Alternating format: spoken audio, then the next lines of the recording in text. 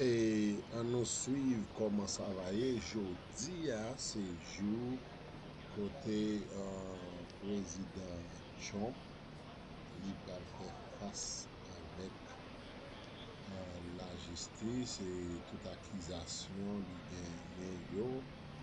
Jeudi, c'est jour ça,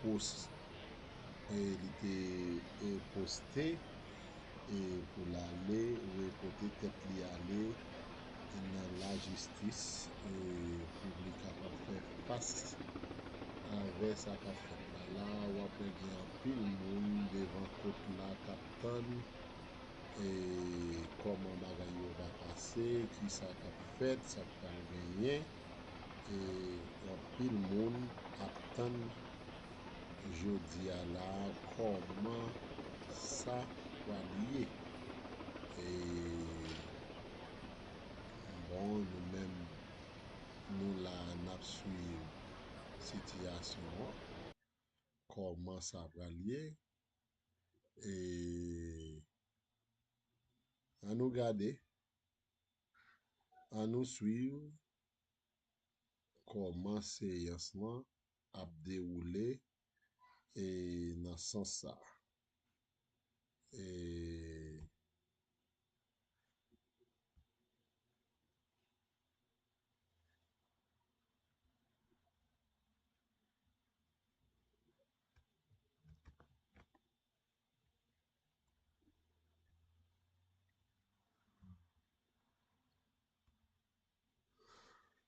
tout bagay qui dans la normalité yo, moun yo attend, court attend, juge attend pour yo wè comment ça va le passer, comment ça va y.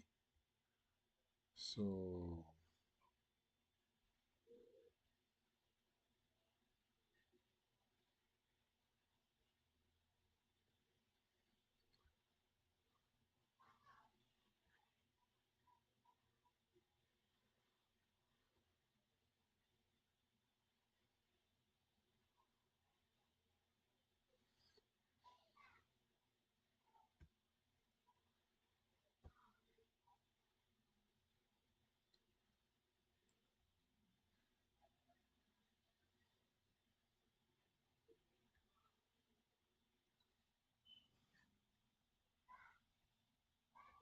I went from being a full time employee to being featured on Success, SiriusXM, and NPR by using something I call the PA method.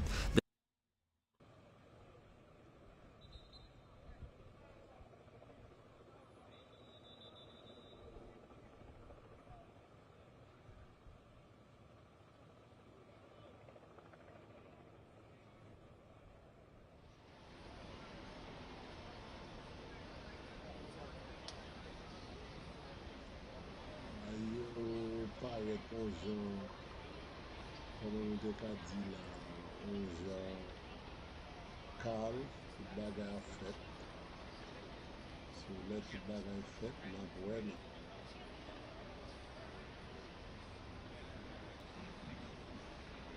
Nous live, kounya la.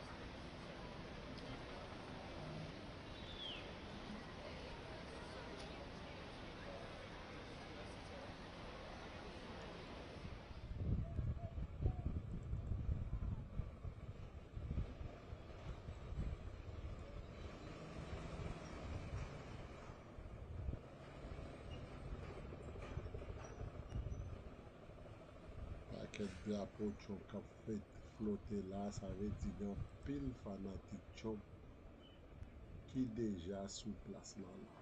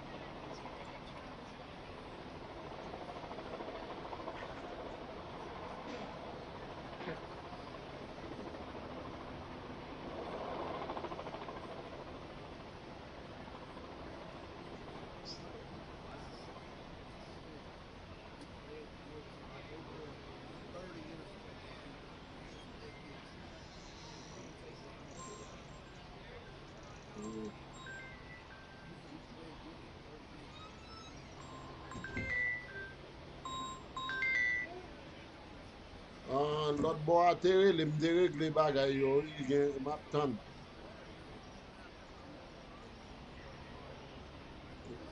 Liye a tere lem. Non, moun ki responsab ba je gwa men li tere lem. Jodi a matin. Ya, e se la regle yon sey de bagay, lel pre la fe mgon. Ya,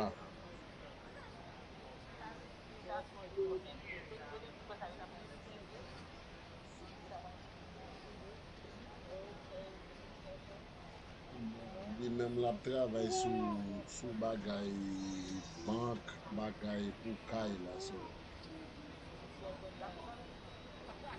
Sou bagay bank, kob pou bank e pou yo wesi konbyen kob Diego kalifiye. Ase le ou gen kob la, sa ve di fò gon bank ki apouvo ou met gen kob la, e va kache ou pa l'achete ka la, ni se pa kache yap ba ou. Se pa ou bank pou pase pou achete nepot ka wap achete ya, sa ve di kon ya fò gon bank ki apouvo ki di le pou pa kob wap apouve, kon ya pou viye a li menm e peye e bay kob sa a li menm. Sa se sa la travay sou li apre sa pou dim nte bal dam ki bagay an chaj kay la tou. So mfe yo pale. Hey! Oh oh! Mfe yo pale. Mte mete yo an kontak e pi le yo menm yo fin regle sa apre regle a ya di mwen menm. Si pou mal cheshe ki le pou mal si pou mal recherche kay anko yo menm ya di yo di ba yon problem ya fin fe sa yo menm ya fek bon.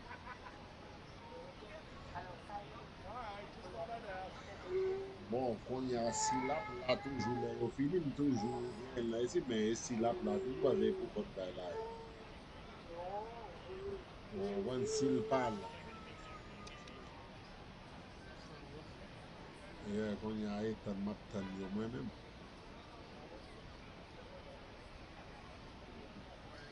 Ya.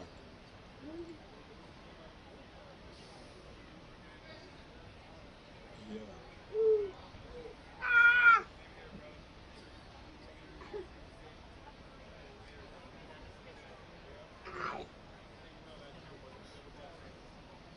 ou pa voye mesaj sa pa.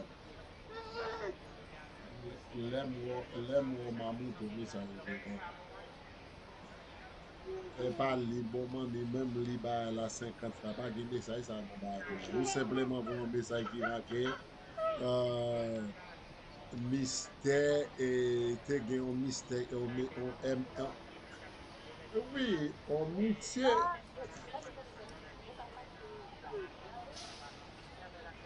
Oui, ou dim gwa moun ki vini lontan la, bagay se bagay. E sel mesaj sa mwen se vanan. Mwen gen da vwe non lot telefon me vanan pa. E men lem wou mesaj yo a la mamou tou.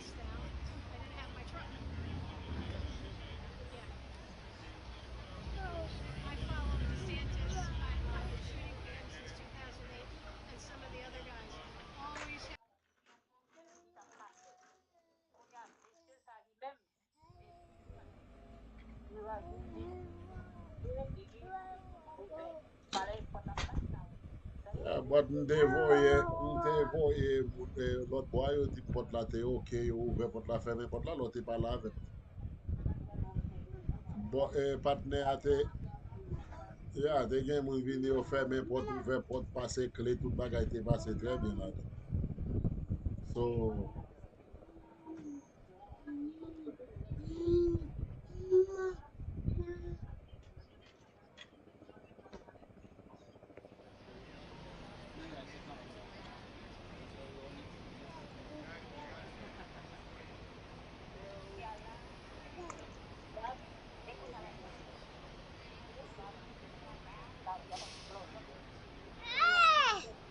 mame ou konen le Diego la, ou pa bezwe al travay, ou ka travay pou pa Diego ya pe yo normalman. Non, mwen men map set li kon sa, ya pe yo normalman kakou se, takou avek on lo, takou tap travay avek on moun. Se takou son pasyon te gen, ou al travay, li rele, e son program ki liye pou sa, menm liye son program liye.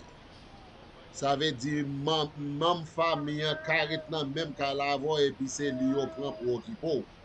Son program li, ya pe yo se takou se nan job ou te normalman, ya pe yo kop ou normalman, chak semen wap touche takou nan travay, wap pe tax normalman.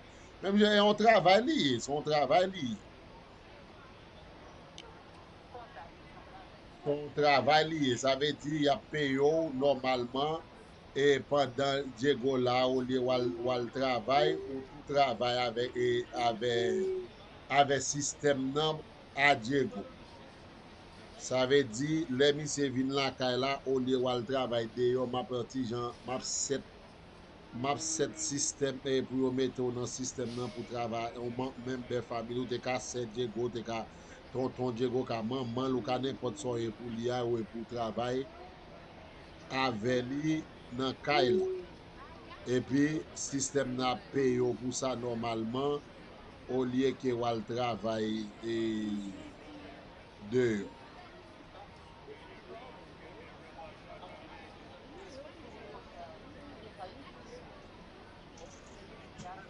Ye, ba sa li ba ou met pat pran yen li ok, ou met konon pran wal l'ekol, li men ou met pat gen yen, menm depi se mam fami an, ou pa bezwen kalifiye pou yen. De pou d'akor, ou sepleman d'akor ke wap travay avem, ou menm nan ka la wap okipe li.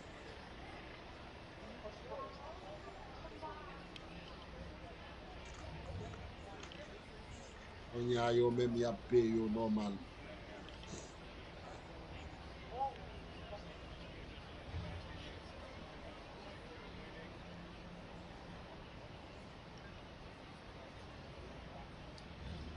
Bon, mba kon moun ni an ye mami, yore lem nan telefon nou set up tout bagay nan telefon.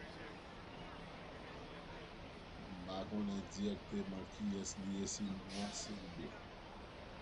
Men son fi nou ali. Non, non li se yon moun nou. Non son non nou.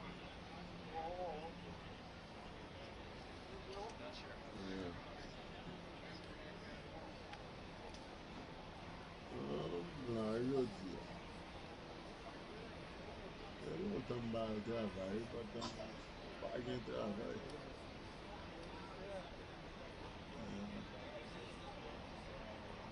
Oui, yeah, oui, America.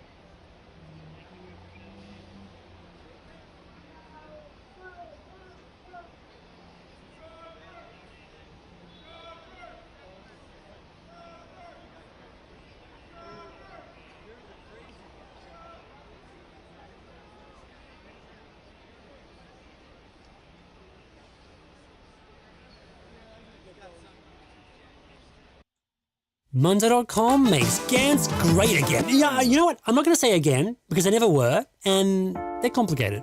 See, with Munza.com, making a Gantt chart is as simple as throwing your process or project stages here, adding owners and timelines and whatever other details you need here, and then, boom, you got Gantt.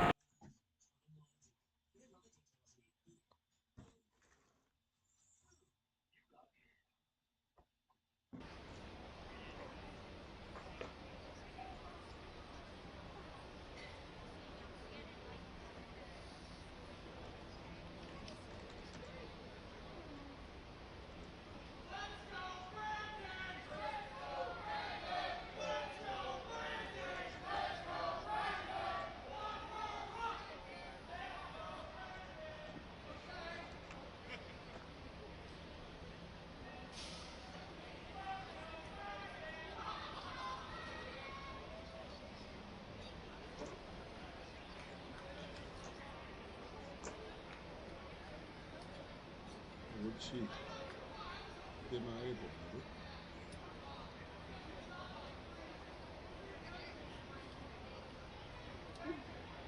Watch. What's the problem?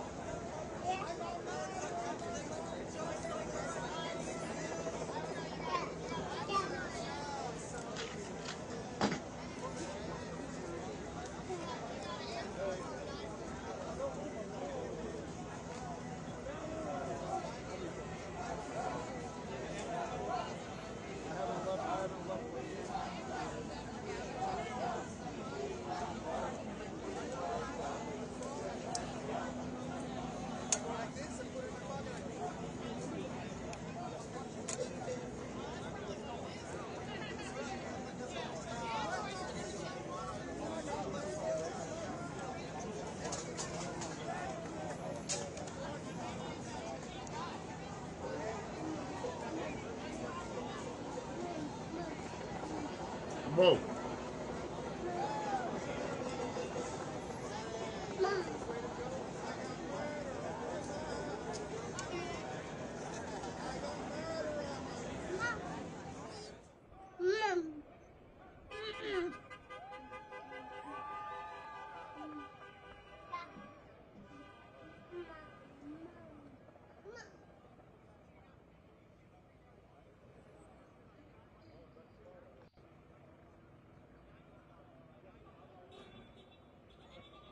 Hello?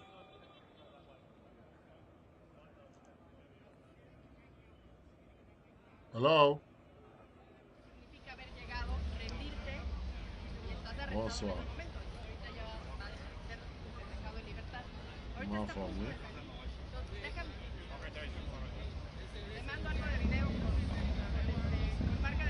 Ah, ¿verdad? Espérame, déjame Idiosa. grabar. Ahorita te marco. Está a punto de salir. Ah, no, sí te marco. Yeah!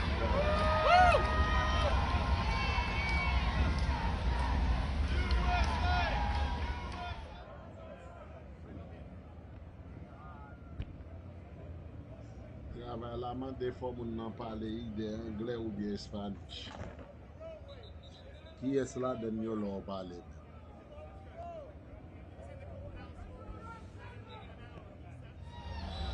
Comment? Arrête ou va parler yo.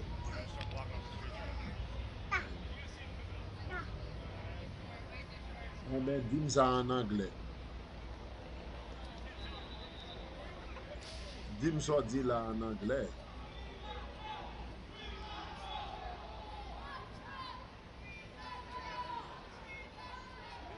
Comment?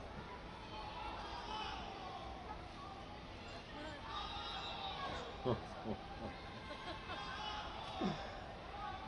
ou bon, oui, on va dégager, oui.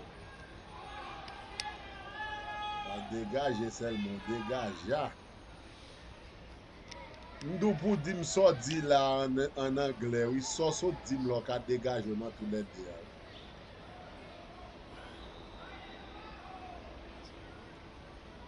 J'en saute 10 000 là pour dire en anglais. Oui.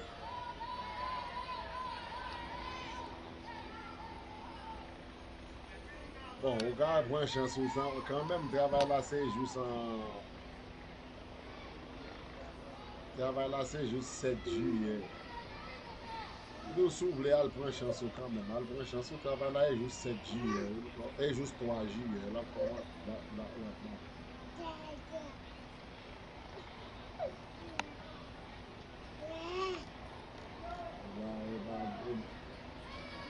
On travaille 3 juillet, mais tu vas finir, c'est qu'on y a pour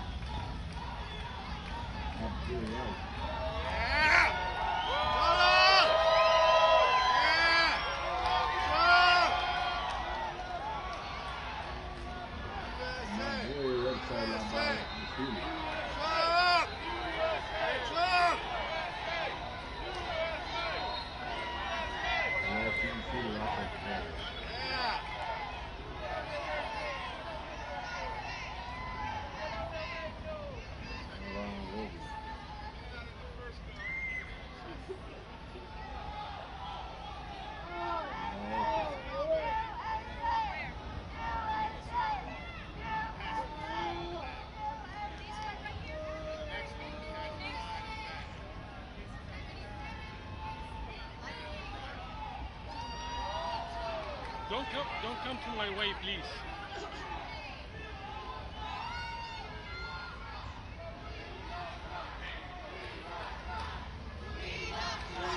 We want you!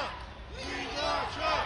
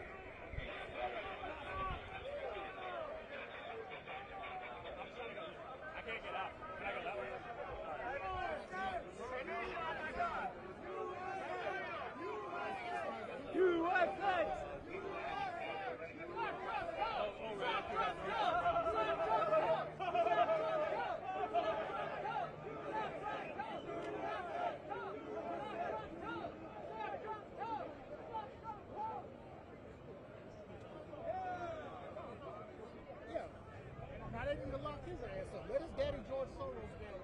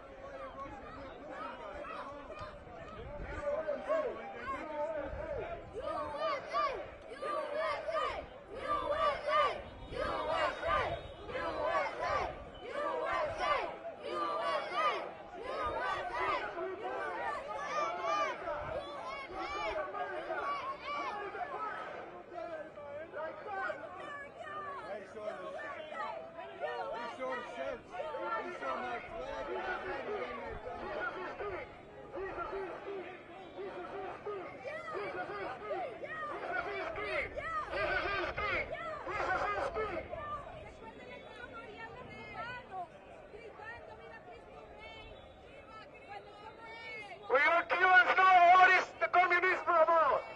We escaped communism 64 years ago. And we were put in the paradigm to die in the name of Jesus. And we were dying. We were killed. Todos esos venezolanos estamos huyendo del comunismo, no queremos comunismo en Estados Unidos. Díganle que no, aparten a los demócratas, a los liberales, a todos estos leftos. This is not about political party anymore. This is about everyone and good. And the good has to go. This is not about political party. We know we have a good party in government. We pray for America. We pray for the founding fathers. We pray for all the kids that have been promised. Kidnapped. God save our children.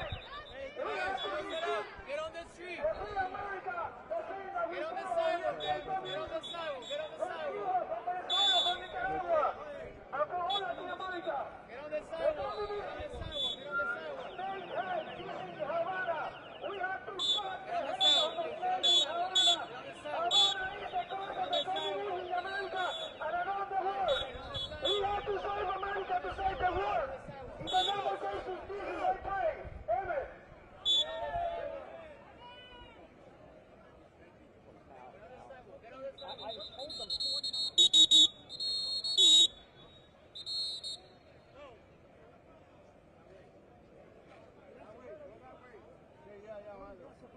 Kevin, nobody on the street. Oh, finally.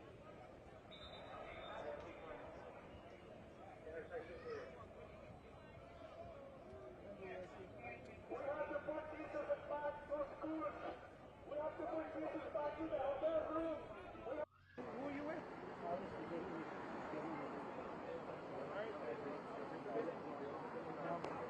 Hold on. You're coming with me. I gotta escort you over there.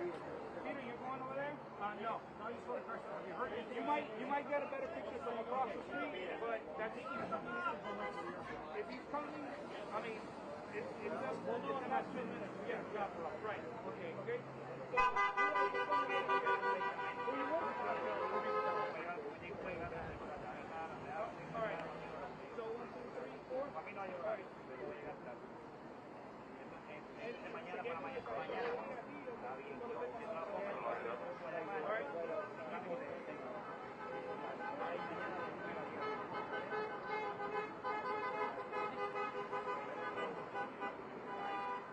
We're gonna go across the street, or on this corner, or that corner, but you can't be on this corner here, okay?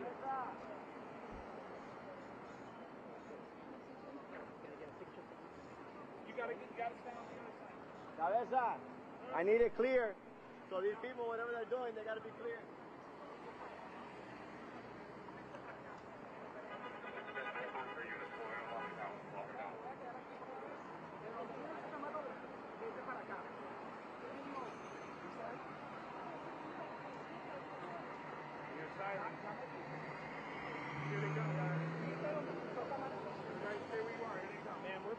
Can't have you on the street.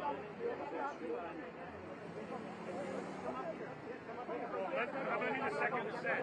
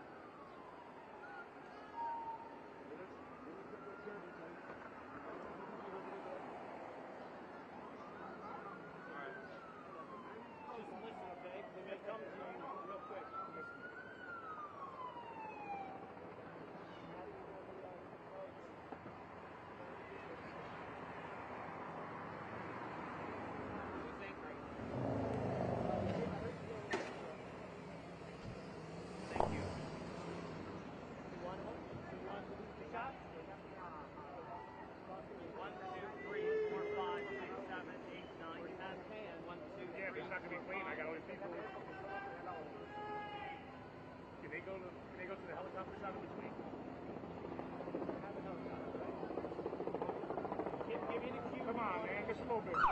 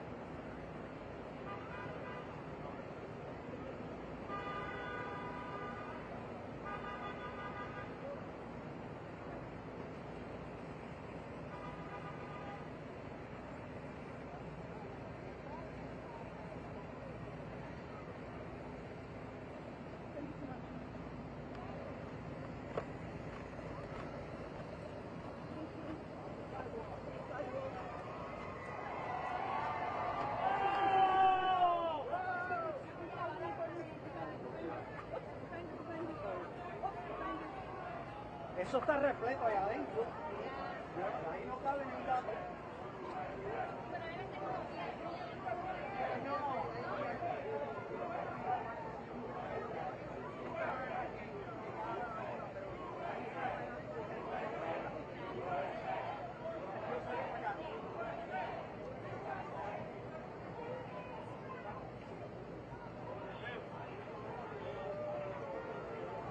Arriba de la acera quieren ellos, por favor. Arriba de la acera, hagan caso.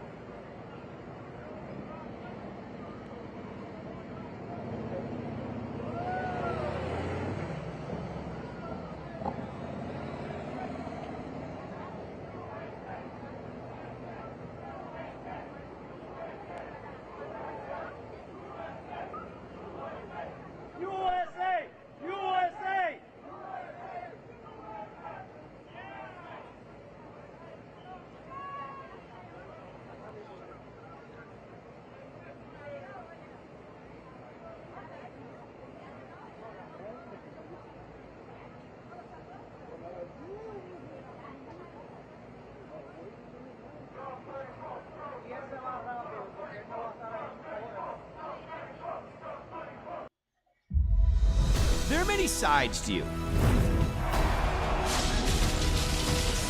And every one of them deserves the best. Introducing Max, the one to watch. USA! USA!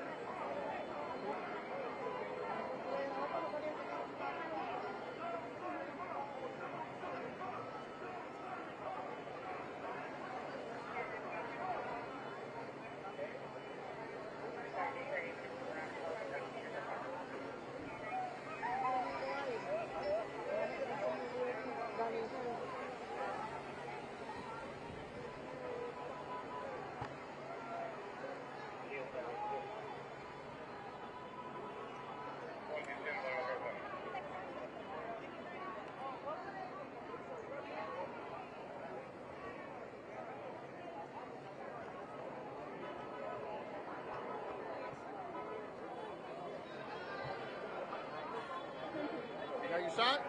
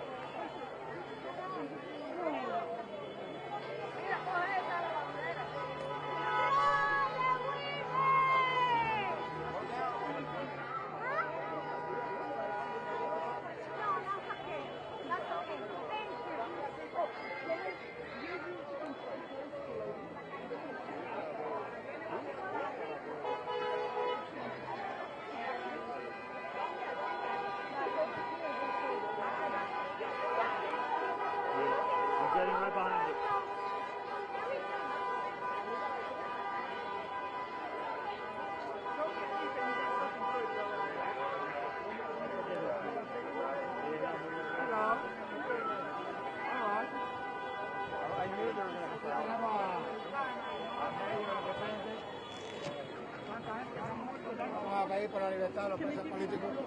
Can you help me here, please?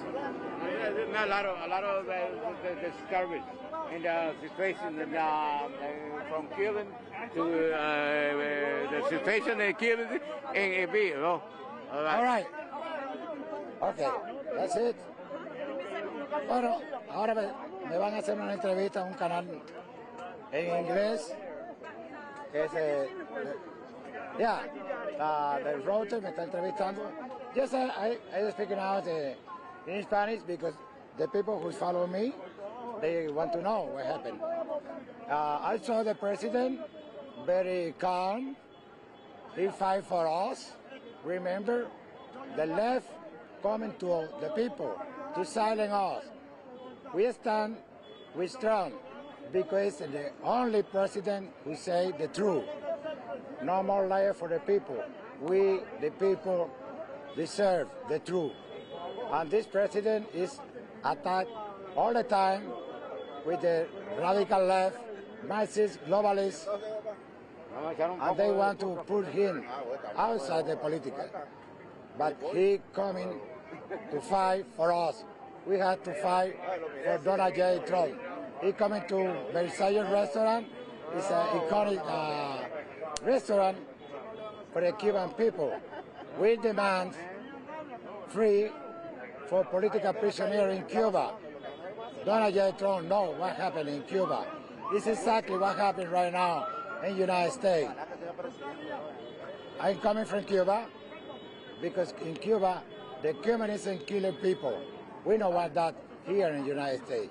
We fight the communism, the Nazis, everyone who come into the United States to put the socialist or communism. Freedom for Cuba, freedom for the United States, freedom for political prisoner, January 6th, and also it's 11 July in Cuba. Freedom for us. Freedom. My name is Joel Talavera. I'm from Miami. I live here in Miami. I'm coming from Cuba years ago. Good night. 56 years old. I'm single. Wait.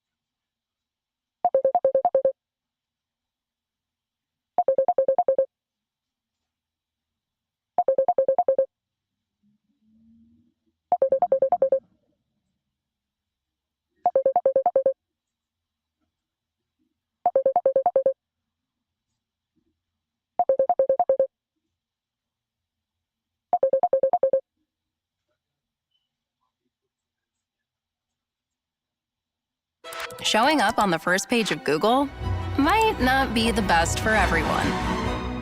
But for business owners, it is. Take My Vintage's online store. It ranks for thousands of competitive keywords, like vintage clothing, which gets loads of searches on a monthly basis. And 80% of that traffic goes to their site. They also rank for over 1,000 images on Google. All of this drives tons of organic traffic every single month, leading to incredible organic growth year over year and a lot more sales.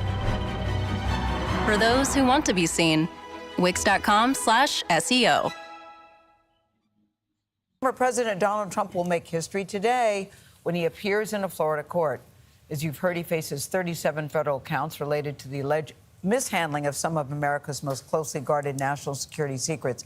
He is expected to plead not guilty, and he's getting a lot of support from fellow Republicans.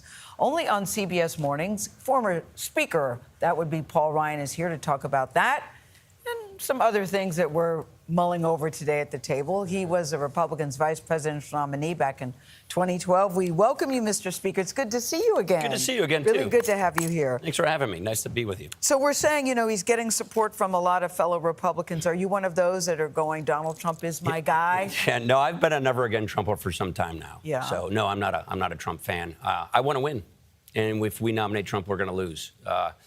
He hasn't won anything since 2016. Mm-hmm. We lost the House in 18. We lost the presidency in 20. We've lost the Senate. We would have won the Senate this time in 22 had it not been for Trump and his nominees in some of our key primary elections. And my guess is we probably would have picked up 10 to 15 seats in the House if it weren't for, his involvement. Well, know, when Marco Rubio was here yesterday, he said something very interesting. He said, even if Trump did something wrong, you have to weigh that against the harm indicting him could already cause a divided country. What do you think about that way of thinking? I think this one's different. I think you could make that case for this New York prosecutor. That one seemed, look, as a never-again Trumper, that seemed pretty petty and political. I can't help but think if his name was Don Smith, he probably wouldn't have had that indictment. This one's national security. This one's different. I used to have these same documents myself as Speaker of the House. So I think this goes beyond just some petty thing. Now, my guess is Trump will play this politically pretty well and make this weaponization argument and make this about Joe Biden's Justice Department. And that's going to have some political saliency. So I don't think Marco's wrong in saying that there's some political sting here. Mm-hmm. But I can't help but think the weight and the baggage of all of this. And this one's national security. This one, I think we want a nominee who's not weighed down with so much baggage in order to win this election. And it's really clear a lot of our suburban voters will not vote for Donald Trump. I can tell you how it works in Wisconsin. Mm-hmm. I can't imagine Donald Trump winning Wisconsin. He lost it in 20. And do you think he's done things since 2020 election, like January 6th, that make those swing voters want to vote for him? But why do you think he still has the support that he has, though? Because he has a very good core of support. And he's got a good... It's as simple as that. He's got a great core of support. And in a primary, that is what you build off of. And so it does matter. But my point is, I think the electability argument is going to become more salient with this indictment and whatever happens in the future. All the exhaustion of all the Trump baggage is going to make it easier now, I think, to make the argument to his core supporters, he's not electable He's going to cost us the Senate again. He's going to cost us more House seats. He'll cost us the White House. And we want to win, and we do want to win. Yeah. So in this So case, go look at what are these other great conservatives that are in the race who don't have all this baggage. All right. Is there a front? I think if we nominate anybody not named Donald Trump, we're going to beat Joe Biden. Okay, but we got to nominate somebody not named Donald Trump. Who would that be? Let me follow up. Any one of these candidates. Anyone? Anyone? Yeah. Anyone? I don't know the Vivek guy, so but I know Nikki, I know Chris. They're all people we know well. Right. It's too early, in my opinion, to start. This is my own perspective, to pick somebody in the primary to support. But I think there are plenty of people. I think Tim Scott, Ron DeSantis, Nikki Haley, Mike Pence, Chris Christie, they're all in the race. They're very viable people. And I honestly believe any one of them could beat Joe Biden if they become the nominee. And with the exception of Chris Christie, I don't hear from those others the direct Trump cannot win, we need better argument that you make so clearly. I think people are probably waiting to. I think there's a timing to that. I don't think you can get this nomination without going through Donald Trump. I don't think you can get it going around him. I think you have to go through him to get the nomination. Chris is unique in his style, but I think the others will start making that kind of. What are they waiting for, though? What's probably other people to get in the race, so it's a group thing. The thing with Trump is he's so vindictive that if you have a future in front of you that you envision in the Republican Party, you start with your base. You have to win a primary. And if that vindictiveness gets trained on you, it's sort of like the eye of Sauron going after you. Yeah. It will make it more difficult for you to succeed where you are. You know what it's like to be attacked by. Yeah, I don't care anymore. It's not. Yeah, I'm not looking for anything. I don't have political ambition, and so that is fairly liberating. And so that's why people like me make an electability argument, which is to his supporters, let's win. We win by stitching our coalition together. The MAGA coalition and the suburban base, those two right there give us presidencies and House and Senate majorities. And if we go with Trump, that fractures. It's just that. As the race becomes more crowded, doesn't that work as an advantage for Trump? It does. So the question is, do people get out of the race in time for us to galvanize around somebody? Let's let people go test themselves. Let's go see who gets traction. It's fine having people enter the race and see if they do well. For sure. The question is, come, I don't know, Super Tuesday, right? Does the field get shrunken enough that, let's just say Trump gets 33% consistently. I don't know what the number is. And the rest of it is divided by 6 people, then Trump's going to get the nomination. But if people try, don't get traction, then get out of the race, and we have 1 or 2 people making up the rest of that vote coalition, that 66%, then I think that person gets the nomination. I think that's how I want to see this play out. I think it's reasonable to think that that's definitely what could happen. But at the same time, yeah, I mean, Trump, if you had to take a linear projection from the election from where we are today, he's primed to win the primary. Things aren't linear in politics. Yeah. It's never a straight line. So I just don't think that's the way it's going to go. Well, he's got a lot of support right now, according to our polls. A lot of those supporters are probably viewers of Fox News. And shifting topics here a little bit, Fox paid this huge settlement, $800 million, because of alleged lies about Dominion. In the discovery, in what was made public, we saw that many executives and anchors at Fox were saying things to their viewers, their millions of viewers, that they were not saying privately. They were spreading lies, and they were doing so knowingly. You're on the board. You know where this is going. Yeah. Did you think to yourself at some point, I don't want to be involved in this? No, step down. No, if I think Fox News is a very important part of the conservative movement. And if you want the conservative movement to be going in the right direction, then Fox News can have a big hand in that. So I don't want to comment on what is a legal issue, frankly, because I'm a board member. But there's a big difference between a big hand and an honest. No, but I don't want to get into the tit for tat with the Dominion lawsuit. You don't have to get into the fact checking. But the point is, did you think about stepping down? The point is the conservative. No, I did not think about stepping down. The point is the conservative movement is a big movement, and the conservative movement right now is going through lots of turmoil and churn and change. And I think Donald Trump is the middle of that tempest. I think if we get past Donald Trump, I think the conservative movement will be viable and majoritarian. We have proven recently that we can get majorities and win presidencies. I don't think we can with Trump, but if we get past Trump, I believe we, the conservative movement, Republican Party, can get our majorities back. We barely have a majority in the House. It's 4 seats. It's technical. We don't have a majority in the Senate. We should have. This next election, I think it's 33. People are up 23 or something like that. Senators are Democrats. We should get the majority in this next election. But if we nominate Trump, we're going to leave seats on the table. we may not get the Senate majority if we nominate Trump again. So my point is, as a guy who's a fan of Fox News is a big part of this. Fox News and the whole constellation of the conservative movement, the Republican movement, if we can get ourselves as a party and a movement past Trump, we're going to start winning majorities again, I think. Can I get your thoughts on that movement just quickly? I know we have to go, but Republican lawmakers around the country are pushing legislation when it comes to banning books. It could be trans rights. Call it anti-woke, or however you want to label it. Is that a good approach, a good strategy? You're a football fan. Is that the way you should approach it? Yeah, I'm not a culture war guy. I think it's really polarizing. Look, on some of these issues, I'll side, with the anti-woke crowd. But to me, I'm worried about a debt crisis. I'm worried about, the future of our country and China. There are big policy problems that we need to tackle if we want to have a great 21st century for this country. My work at AEI, Notre Dame, and my Poverty Foundation is all about poverty and upward mobility. What I worry about are the big policy challenges that are going unresolved or made worse by Joe Biden. So that's why I want to win this election so we can actually fix these big policy problems. Yeah. Culture war politics is good primary election politics. It's very divisive, but it's effective politics. It's effective politics. I'll grant you that. But for me, I'm an old Jack Kemp guy. I believe in inclusive, aspirational politics.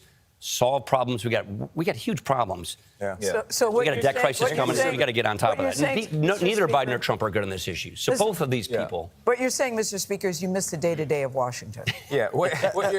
I hear the longing. 13 years ago, you and Kevin McCarthy wrote a book called Young Guns, The Future of Conservative Leadership. What's amazing is you're still so young. You could have a future after all. In 25 years, I'll still be younger than Joe Biden. that is... Ouch. That is scarily true. Have to throw that in there right before having covered that issue. Wow, that was on the tip of your tongue. Paul Ryan, thank you very much. The world never stops growing, evolving. It demands energy that evolves with it. We're helping meet the challenge by delivering the energy we need today while forging new paths to the future. That's energy in progress.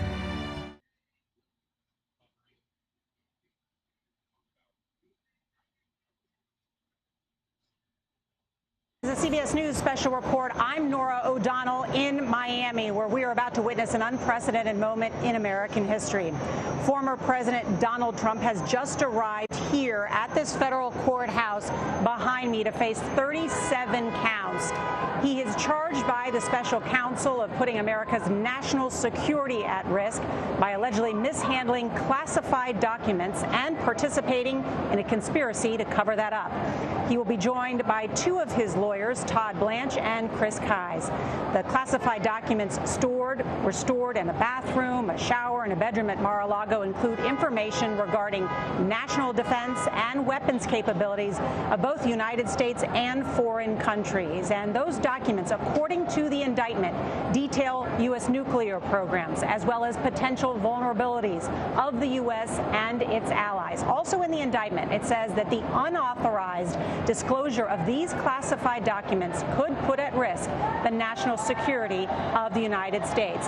Now, we should note, too, that at the 11th hour, the chief judge for the Southern District of Florida issued an order prohibiting journalists from bringing any phones or any electronic devices inside the courthouse for today's arraignment. But we do have reporters in there, and we might hear from them later. You can see lots of protesters here, supporters as well, security tight around the courthouse with federal, state, and local law enforcement officials on alert for protests. You can probably even hear the helicopters above me.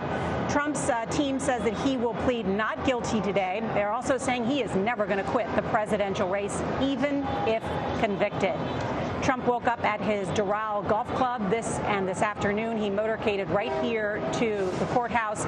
His advisors predict that the GOP frontrunner will get a boost after today as he continues to raise money. Chief election and campaign correspondent Robert Costa is right outside the courthouse here in Miami. And Robert, I know you've done some reporting about what the former president is doing this morning. What can you tell us? Good to be with you, Nora. While former President Trump has been focused on a political battle running for president again for months, last night he met with his lawyers at his nearby resort talking through the next steps in this legal battle. And they believe this could be a protracted fight. But he's scrambling to try to expand his legal team. Two of his attorneys left the legal operation last week. He's trying to bring in some veteran criminal defense lawyers to bolster his ranks as he faces down the special counsel.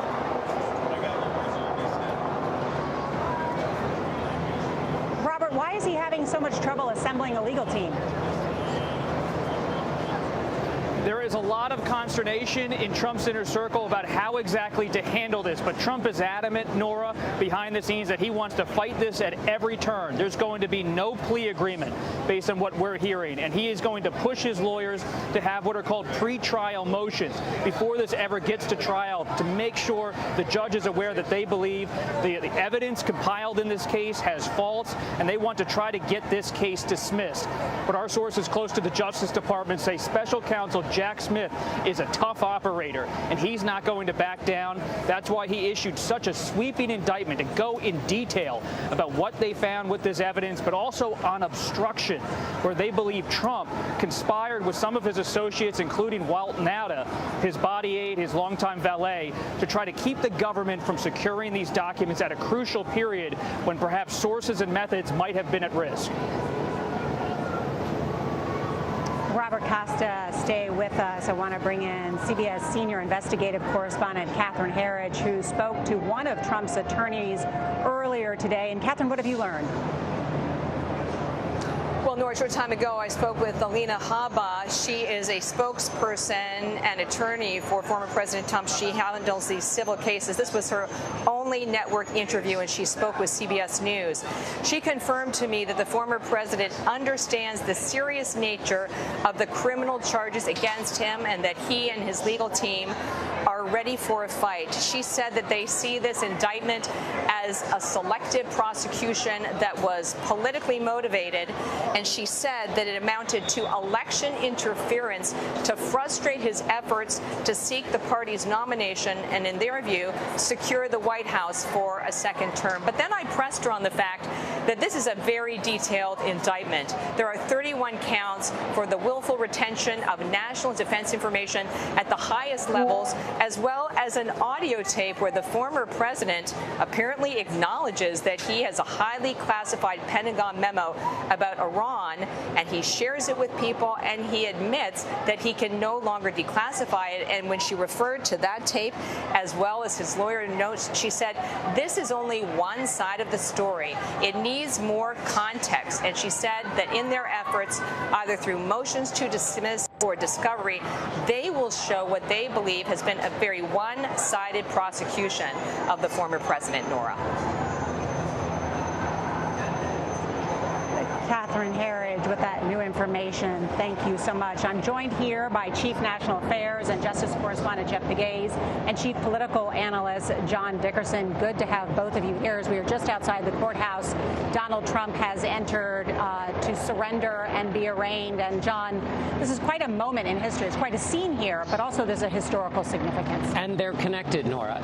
This is historical, not just because it's a first, but historical moments ripple with consequences well into the future. And the first consequence will be in law. What's going on right now, whenever politics and law clash, there's always a tension.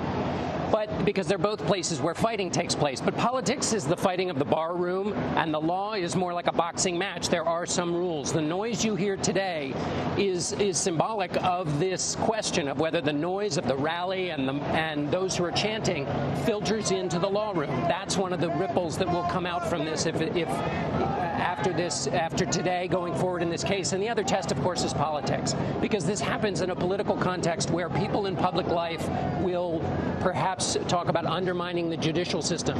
They will, if they don't like the outcome, they will perhaps encourage violence or encourage behavior outside the system. So it is a test of the way people with responsible voices handle this law case in the middle of a political season. Jeff Pegues is also with us. And Jeff, security pretty tight around here. What are you hearing this morning in terms of the threat matrix? Generally speaking, it is tight. However, just being up here and listening to the crowds down on the ground, I think law enforcement might be wondering if they have enough manpower in place, if they have enough physical barriers in place, because driving up here, I did not see a lot of barricades, and now you see these crowds. You hear them chanting, and the crowds are getting bigger. They're sort of surrounding the building. The question throughout the afternoon will be, is there enough law enforcement in place? Although security is tight. Is it tight enough? Mm-hmm. We know that Trump will appear before a magistrate in a ceremonial courtroom, essentially on the 13th floor, which is just about right across from where we are, actually right from our vantage point. An extraordinary moment. But because this is a federal courthouse, John, no cameras inside. Even our reporters that are in an overflow room don't have their cell phone, but they will be able to witness it, and we will be able to get a report after our own Scott McFarlane inside to give us those details. But right now, no media in terms of a live feed coming out. No media. And again, this conflict between Donald Trump and the theater of politics, he's changed the theater of politics in our lifetime. And yet this is taking place, no cameras, trying to squeeze out as much of the chaos of politics from this proceeding. The question is, will that be able to be the case going forward? We are so spoiled by technology. As you know, our colleagues, 50, 60 years ago, they would have to go to a courtroom and they would describe, or they were on a rooftop and they would describe. But we, as a generation, we're so spoiled seeing pictures in a courtroom. Yes, in a federal courtroom, you're not going to get that. You're going to get sketches like this. All right. And let's go through that, Jeff. Okay, will there be a mugshot of the former president? No mugshot. Okay. What about a DNA sample? A DNA sample, they will do. I understand there'll be a swabbing of that. What about fingerprints? Fingerprints, they will do. And we understand that Donald Trump will plead not guilty today. Mm-hmm. Yeah, he says he's not going to make a speech in the courtroom or speech outside, but just not guilty is what he is expected to say. Short and sweet. But obviously he's unpredictable. So we'll see. We are going to dig into not only the historical significance of today, but also the legal implications and perhaps the new Trump legal strategy, what it may be, even as he is scrambling to put together a legal team at this moment. But for now, let's bring in Meg Oliver, because she is outside the courthouse with us, too, where all the Trump supporters have gathered. Meg? Yeah, Nora, it is quite a spectacle out here on the ground in front of the courthouse. As you can see, several hundred Trump supporters have turned out. They're waving flags, they're chanting USA and Go Trump. And as you can see, there's also a lot of media, probably more media than Trump supporters. There are also protesters. I talked to one woman who traveled all the way in from New York City. There are people with signs saying, lock him up. And the crowds are continuing to build. We have been watching cars streaming in here. None of the roads are blocked off, Nora. And as you can see, there are just more cars. They're beeping. People are taking pictures outside. And as also you can see, an increased security presence on the ground, by bike. And there are several police cars that are blockading around the federal courthouse. However, multiple federal sources have told CBS News they are concerned about the security situation. If this crowd continues to grow, and we know there are 4 more chartered buses on the way from Orlando with another 200 people expected to join this crowd, they are very concerned of keeping this crowd in control. There's only yellow tape bordering and protecting some portions of this building. So we will continue to see how many people show up here. But Nora, it has been peaceful all day long.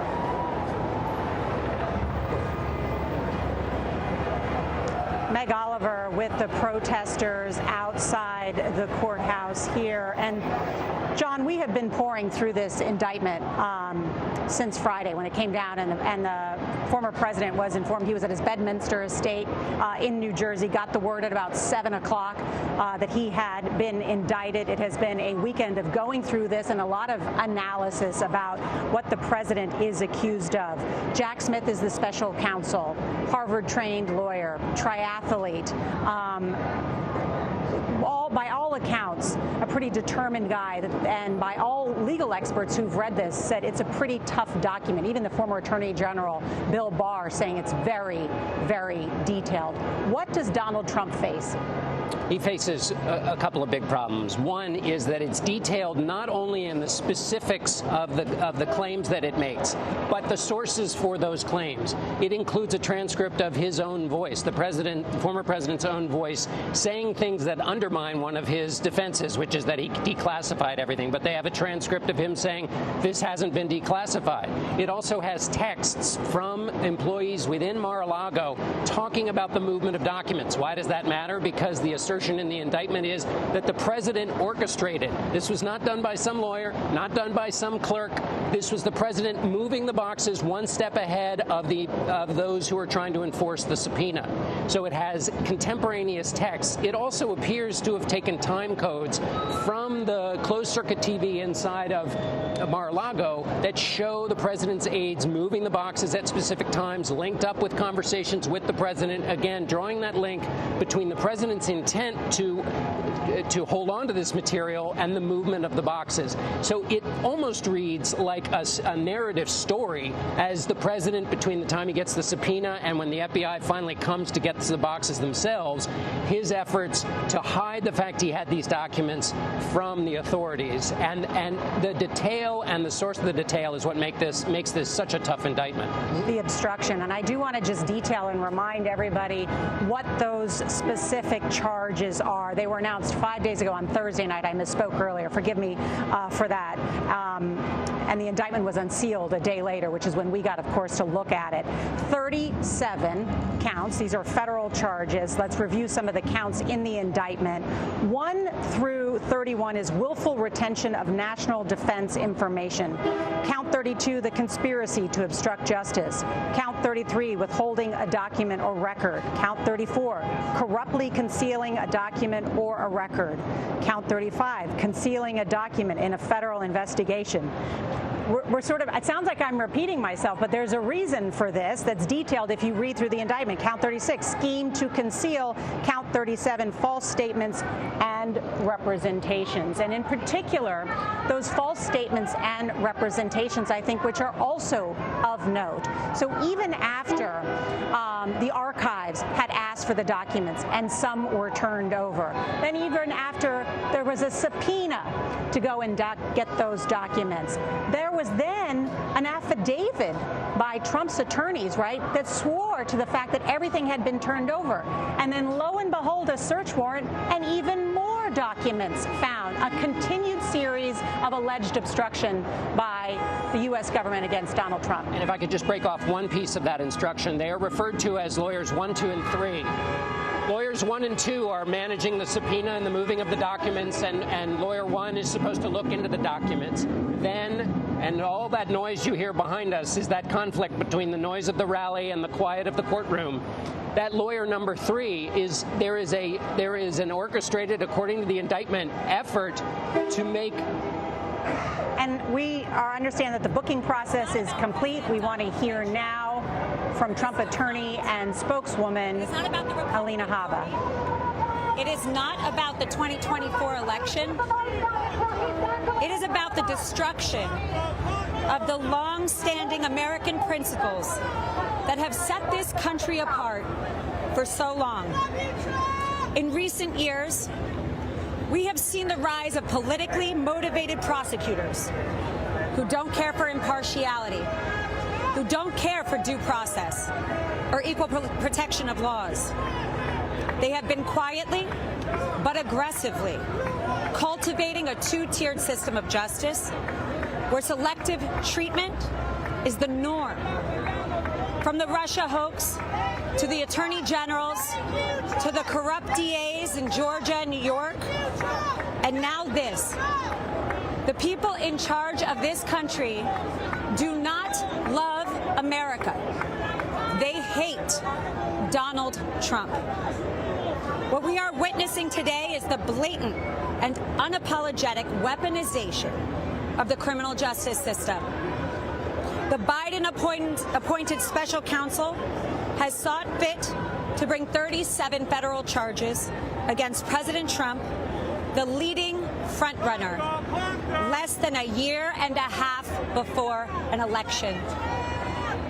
Countless other individuals, Hillary Clinton, Joe Biden himself, retained possession of classified documents yet have not been prosecuted. And none of them came into possession of those documents while they were president. None of them were president who, as the head and sole member of the executive branch, has the power to summarily declassify documents. The decision to pursue charges against President Trump while turning a blind eye to others is emblematic of the corruption that we have here. We are at a turning point in our nation's history. The targeting, prosecution of a leading political opponent is the type of thing you see in dictatorships like Cuba and Venezuela. It is commonplace there for rival candidates to be prosecuted, persecuted, and put into jail. What is being done to the President Trump should terrify all citizens of this country. These are not the ideals that our democracy is founded upon. This is not our America. Thank you. So what's happening right now inside the courthouse? Has he been arrested? Has he been fingerprinted? Has a mugshot been taken? Walk us through what's happening here now. President Trump is in a very unique position where he doesn't need to be given a mugshot, obviously. He's not a flight risk. He is the leading candidate of the GOP at the moment. He is going through a process that has been coordinated with Secret Service, and it will all be handled seamlessly. And the attorneys, what is his state of mind? Just real quick, how is he feeling? He's defiant.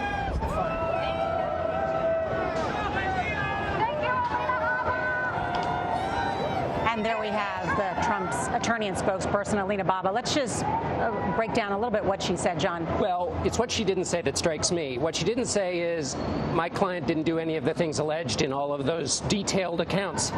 She didn't say any of that. She went way over to the political realm, which is not unfamiliar for former President Trump. He's done that before. But, you know, Robert Hur, who's the special counsel looking into Joe Biden's, President Biden's classified documents, he'd be surprised to know that he's not investigating President Biden. So even what she said about President Biden was factually incorrect. But most importantly, she said nothing about her client's innocence on the charges of obstruction. She did address the idea of blanket declassification, which, as we talked about earlier, he undermines, the former president undermines in his own statements. Yeah, that message was music to the ears of Trump supporters. Even here in South Florida, you heard her refer to Cuba and Venezuela. There's so much history in South Florida as it relates to those two countries. There are a lot of exiles who live here. And so whenever you compare the U.S. to Cuba or Venezuela under Chavez or Cuba under Castro, you're sending a message to the people out here protesting, the honking of the horns, the chanting here. They are here for Donald Trump, and to hear that message, it's right down their alley because it says, oh, he's being treated differently. This isn't a democracy. Well, if you look at that case, and I've said this over and over again, as you know, investigators gave the former president every opportunity to turn over all the documents. And John, but isn't the opposite true? That actually the difference between the United States and Cuba and Venezuela is that no one is above the law in the United States, not even a former president of the United States. That's precisely right, and that the standard is the same, and so presumably the independent counsel who is investigating the sitting president is using the same standard as the one being applied to the former president, and so that's exactly right. And we should note, by the way, that the former Attorney General, Bill Barr, came out this weekend and said to these questions of weaponization, he said, I defend the president on Russiagate. I stood up and called out Alvin Bragg, that's the Manhattan District Attorney, and I've spoken out for 30 years about the abuse of the criminal justice process to influence politics. He said, though, about weaponization in this case, it is simply not true. That is a former Trump ally and a former Attorney General weighing in on precisely the charges his defense lawyer was making about weaponization. Let's dig into that particular point that was made by the Trump attorney with Catherine Herridge, because it has been brought up repeatedly about the difference between now a federal criminal prosecution against Donald Trump and Hillary Clinton's emails. That was the difference is one between willfulness and obstruction, correct? When you look at the case of when you look at the case of then Secretary of State Hillary Clinton, Nora, that was an FBI investigation back in 2016. So again, during an election cycle. Just to remind, then Secretary of State Clinton used a personal server for her government email and for government business. And the FBI investigation found dozens of email chains containing classified information, some at the highest levels, like what has been allegedly found at Mar-a-Lago, including what are called special access programs. These are highly classified programs that in some cases the government doesn't even acknowledge that they exist. In 2016, then FBI Director James Comey said that Clinton and her team, these are his words, were extremely careless, and that he did not find evidence, in his view, of criminal intent or willfulness. Those are the key words here, and I think that's why Special Counsel Jack Smith specifically charges, in the case of former President Donald Trump, the willful retention of national defense information. So what does that mean for a layperson? It means you have highly classified information, and the allegation is that you refuse to return it to the government, even though it's the government's property. So to break down the cases in the simplest terms, it would come down to this issue of intent. Willfulness and obstruction. And Catherine, you laid it out so clearly in that point about why these cases are different in terms of why federal charges were brought against Donald Trump. Also want to bring in our CBS News legal analyst, Ricky Kleeman, who is following this along with us. And Ricky, you know this indictment in and out. What are the most difficult, or what is really, let's say this, what's the next step? What can Trump's attorneys do? Well, I think that's exactly the right question, Nora. And we learned a lot in the statements of Alina Habba, because you cannot defend the indefensible. This indictment is so detailed and so backed up by real evidence, by the text messages, by the movement of the boxes, by the matter on tape. So what the defense must do is fight the government on motion practice. And that means they are going to file various motions to dismiss. We got it right from her. They're going to file a motion to dismiss for selective prosecution, which they will say is a denial of due process. She was very interesting to me because of looking at the law. One of the things that she said was that none of the documents were with the other people that she was talking about, having to do with President Biden, having to do with Hillary Clinton, that none of their documents did they get when they were president. And where that is leading ultimately, Nora, is that one of the motions to dismiss is clear to me is going to be based on the Presidential Records Act, because that was a civil penalty. That's how the act reads. And it is passed decades after the Espionage Act, which goes to the retention of the documents. So they are going to try to say that this should have been handled as a civil matter. And they're going to go back and look at the other Clinton. They're going to go back and look at an opinion having to do with Bill Clinton and his storing of tapes after he was president. As they say, the storage is the sock drawer. And he got to keep those tapes as personal records. And there is this unique power of the presidency to decide in the end what is personal and what is not. Understanding, of course, here the addition is that there is alleged obstruction. Okay, Ricky, that's one point. I understand you're saying that the president's attorneys will come forward and say he can keep these classified materials under the Presidential Records Act. But the National Archives came out and said this is not true. All records have to be turned over. And by the way, there is no you get 60 days after you leave the presidency. You have to have it done before you actually leave the White House. The rules are clear. Bush followed the rules. Obama followed the rules. In the case of Biden, there were some documents that were not, that ended up in his, they they were turned back over. Pence, he had some, they were turned back over. There's no ambiguity about what the Presidential Records Act says. And another person who's weighed in on that question is Bill Barr. Attorney General Bill Barr, who said he in no way had a right to these records. If he were to claim that there was a personal letter, you can have a debate about that if it's highly personal, but not these kinds of records, which are the property of the United States. Let's keep going through some of these ways that I think Trump attorneys are going to try to argue this case. But first, I want to bring in our chief campaign correspondent, Robert Costa, because he's outside the courthouse in Miami. He's done such incredible reporting on this. And really, maybe even before the Trump team can make their counter argument, they have to come up with a team, right? Why are they still scrambling to put together a team for the former president of the United States? What's gone on? Nora, when you step back and look at the past 10 days or so, the past 10 days have been effectively a century for the Trump legal team. They have had so much upheaval. It was just a few Mondays ago they went to the Justice Department, two lawyers, Jim Trusty and John Rowley, and had a meeting with the special counsel explaining their concerns. Yet just days later, the indictment's unsealed. It gets very real. Then those lawyers leave the legal team. Now Trump trying to bring on new people, but it's complicated for the former president because he's here in Florida. Many lawyers are not able to practice necessarily in federal court in Florida unless they're really granted approval to do so. It's much different in Washington, where it seems like a lawyer is on every street corner going down K Street. And so now you have a former president meeting with his team, expressing so much grievance behind the scenes. Last night at Doral, on his campaign plane, we're told, talking to friends on the phone. But when it comes to a legal strategy, yes, fighting can be one.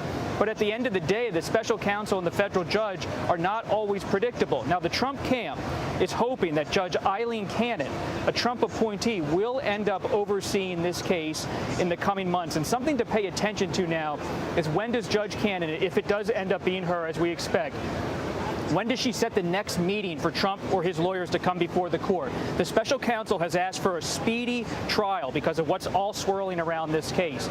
But if the judge says we're only going to meet in a month or two, that means this could be a protracted process that takes the former president deep into the campaign next year. He could be having court appearances in New York, in Georgia if he's indicted there, here in Florida, all while he's running for the nomination in places like Iowa and New Hampshire.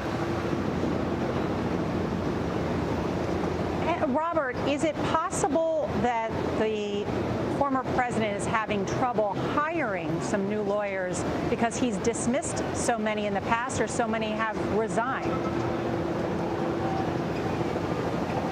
When you look at former President Trump's career, there have always been high-profile, controversial advisors and often attorneys. Think about Roy Cohn, who was at Trump's side in the 70s and 80s before he died. Then there was Michael Cohen, his longtime fixer.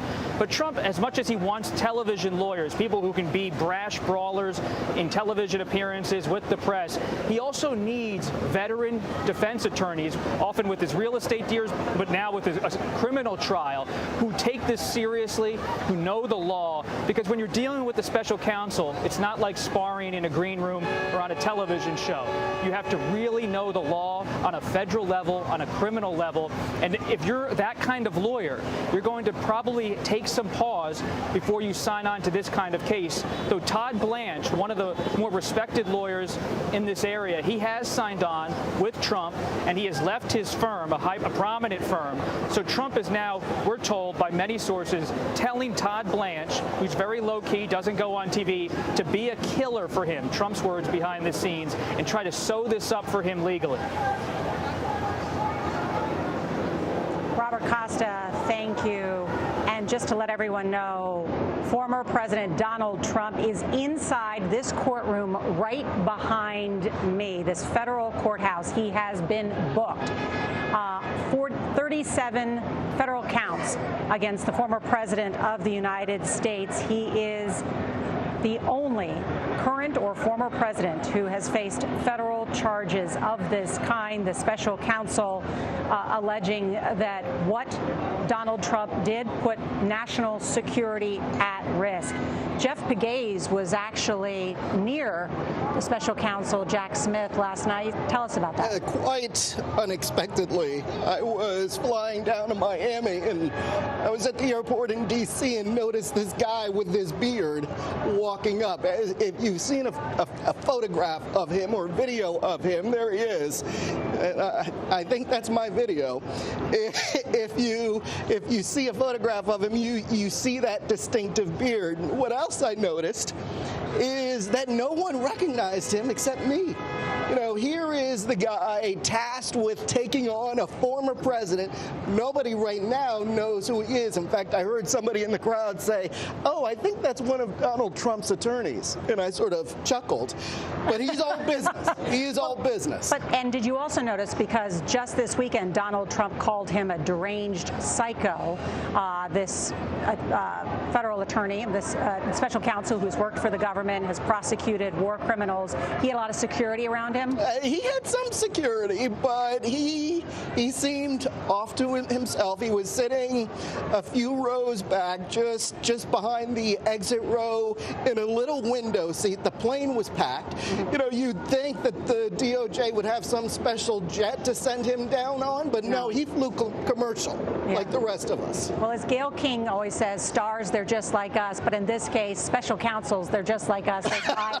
That's right. And in this case, fly commercial, and he was in economy class? He was in economy class with the rest of us, but he didn't smile. I didn't see him smile at all. These are very serious charges, no doubt, that he is bringing against us. And I want to ask you, too, about, John, because right now the president inside, we will never get pictures of what happened inside, but it is a moment to go from being the president of the United States, the leader of the free world, to have to stand before a magistrate and hear these charges and then plead not guilty and think about. And he has escaped accountability in the past and believes he is the focus of political persecution. But this is distinct. It is distinct, and also it's distinct with respect to all the previous clashes Donald Trump has had, either with the impeachments or with anything else, because he always asserted that he never did anything wrong. But the behavior contained in this indictment is the behavior of a person running around trying to get away from authorities. There is detailed accounts of him knowing that, according to the indictment, and the details seem to spell this out, knowing that he's doing something that he's not supposed to be doing. Yeah. And so if he carries that into the courtroom with him, he's got to have a deeper, one would imagine, sense of his own peril in this instance than in previous ones. As you pointed out, your analysis from reading this indictment, Donald Trump refers to them as my boxes, even though they are presidential records and they are government documents. He refers to them in the context when he calls them my boxes. He didn't even want his personal aide to show them to his attorney. That's right. Corcoran. That's right. He didn't, and when he says, "I don't want you going through my boxes, I really don't," is one of the quotes contained in the indictment. And that was to go through the boxes for the purposes of complying with a subpoena. This gets to the obstruction question. And that was one of 5 instances in which the president, according to the indictment, orchestrated activity to thwart the federal authorities looking for these documents, which he did not have the right to have. I want to bring in now Timothy Parlatore. He served as a Trump attorney but left due to differences with Trump advisor Boris Epstein. Mr. Parlatore joins us now, and good to see you. Thank you so much for joining us. So have you spoken with any of the former president's attorneys about their strategy to defend him? What's next? I have not spoken with any of the current team about this. You know, my tenure on the legal team ended in about a month ago, and certainly I remain close with John Rowley and Jim Trusty, but I'm not in contact with the current team. Tim, do you know, how many different attorneys has Donald Trump had recently, and how many of them resigned, and why?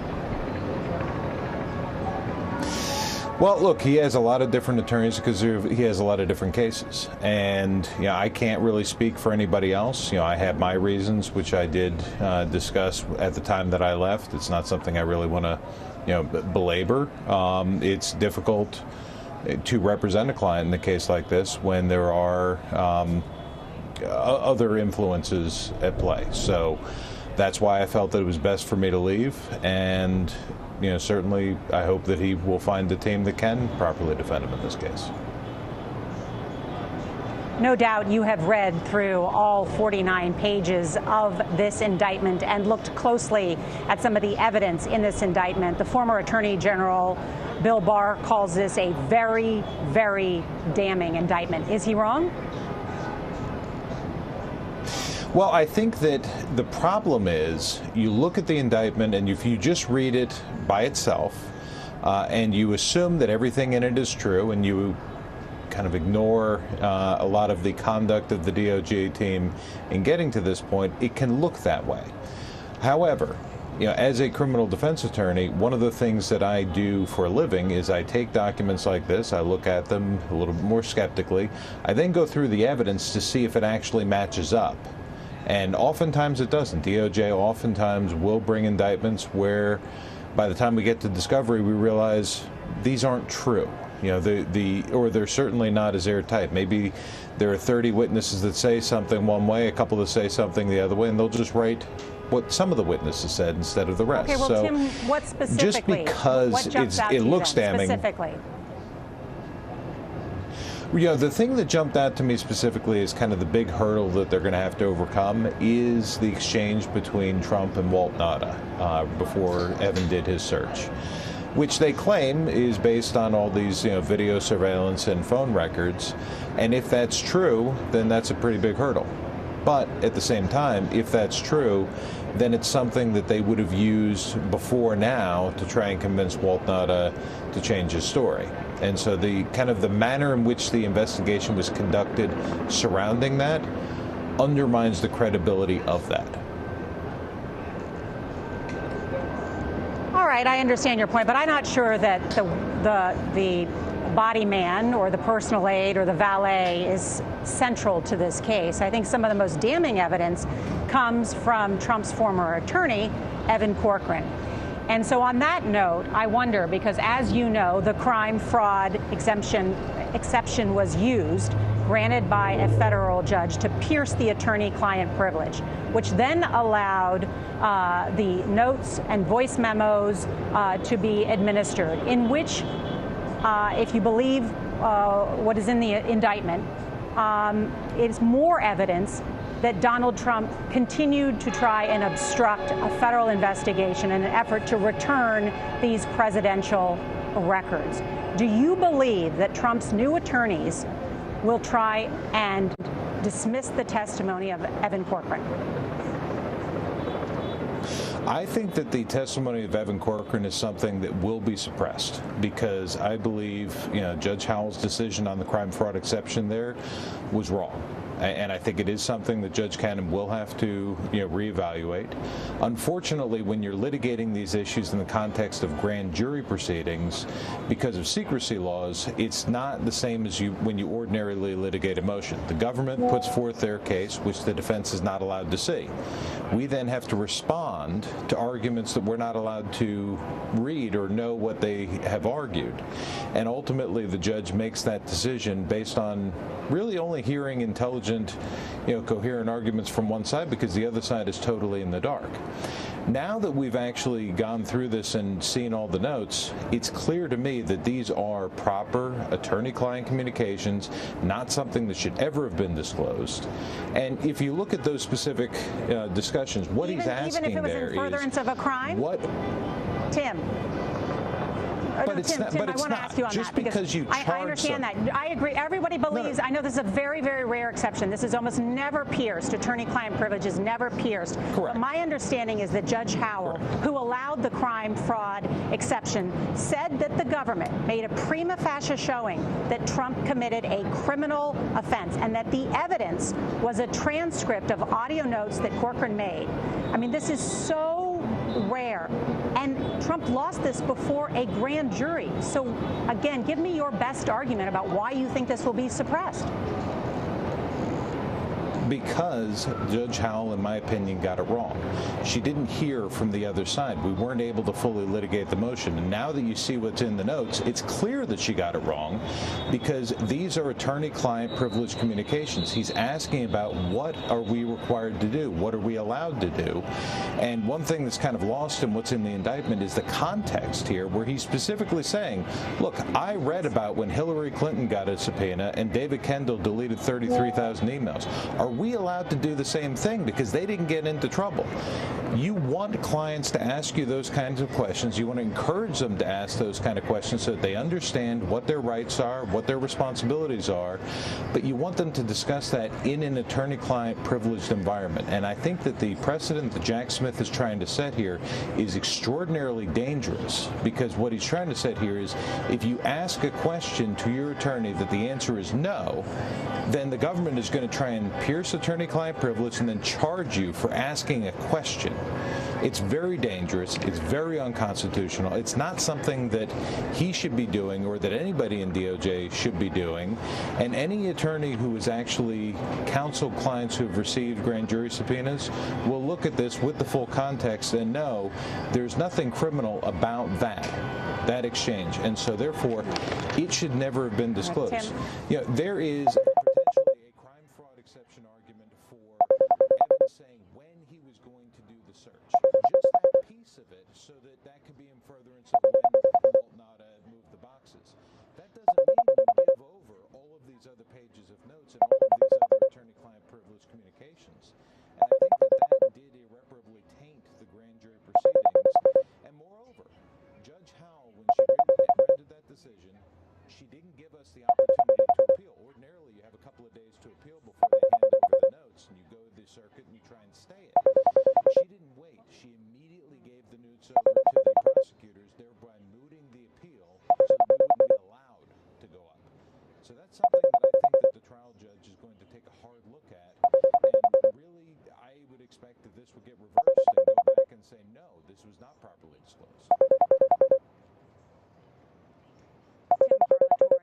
Former attorney for Donald Trump. Thank you, Tim, for joining us.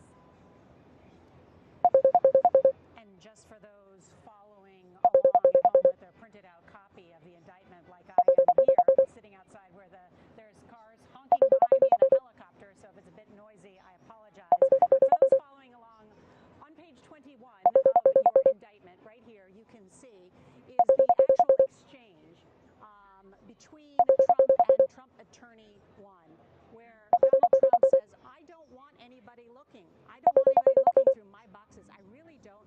I don't want you looking through my boxes. And then Trump says, well, what if it happens we just don't respond at all or don't play ball with them? C, wouldn't it be better if we just told them we don't have anything here? D, well, look, isn't it better if there are no documents? And as summarized in the beginning of the indictment, the special counsel alleges that Trump suggested his attorney falsely represent to the FBI and the grand jury that Trump did not have documents called for by the subpoena.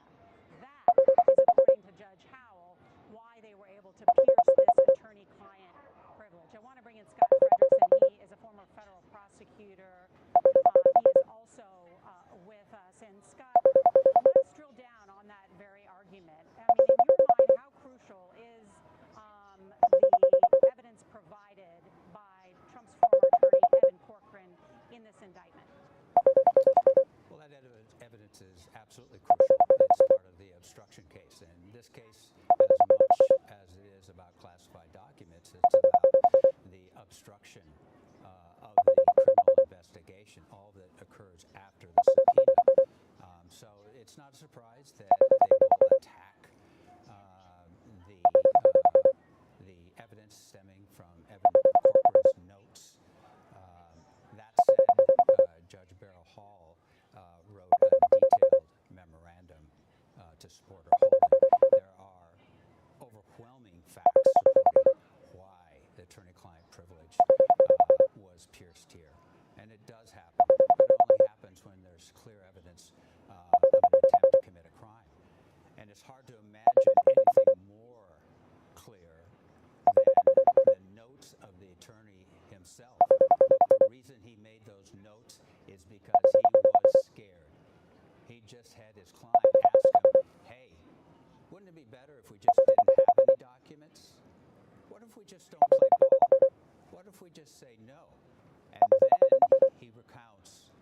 situation where his client says, well, take a look at these documents that he's supposed to review.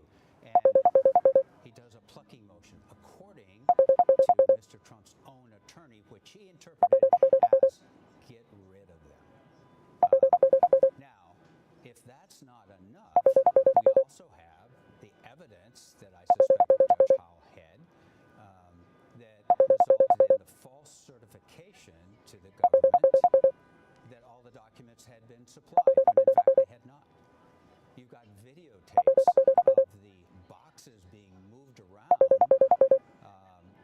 to mislead Evan Corcoran himself, so he didn't know what all the documents.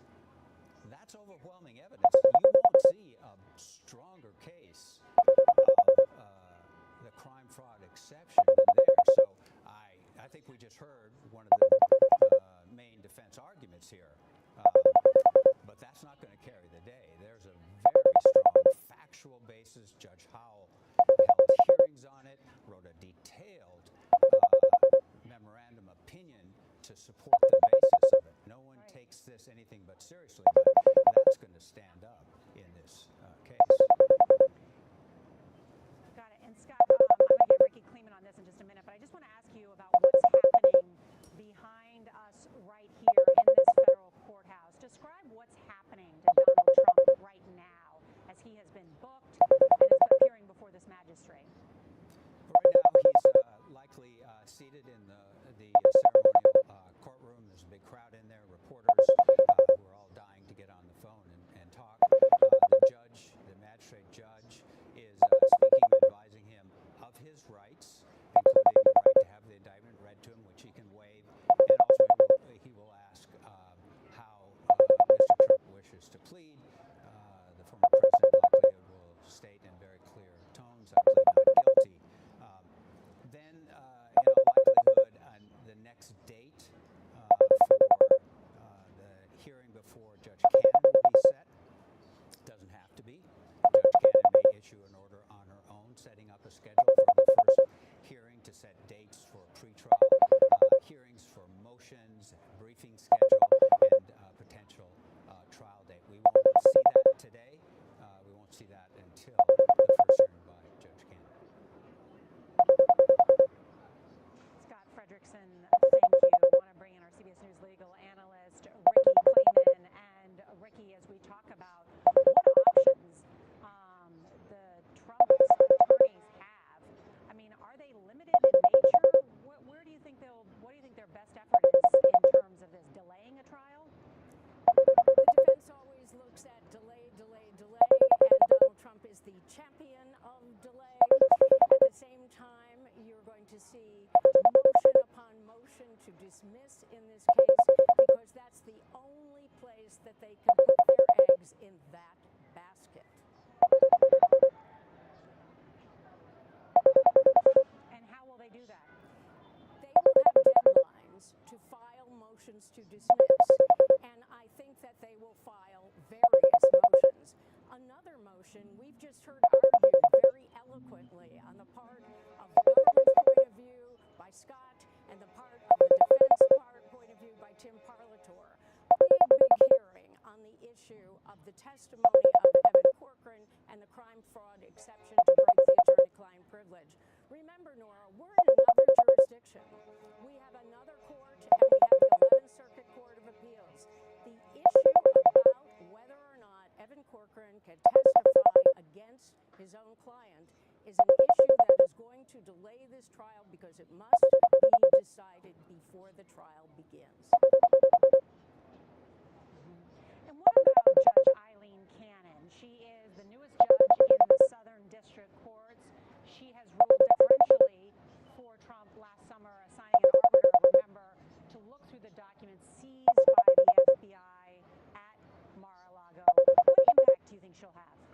She can have a great impact because of the advantage to defendant to delay. This is a rocket docket jurisdiction, Nora. That means the cases are supposed to go to trial, which will never happen, within 70 days, or at least within 6 months. She has the ability, with a motion to dismiss practice, with discovery deadlines, to make this case go on and on if she chooses to do so. If she wants to go by rocket docket deadlines, this case will go very fast. A lot of power in the judge.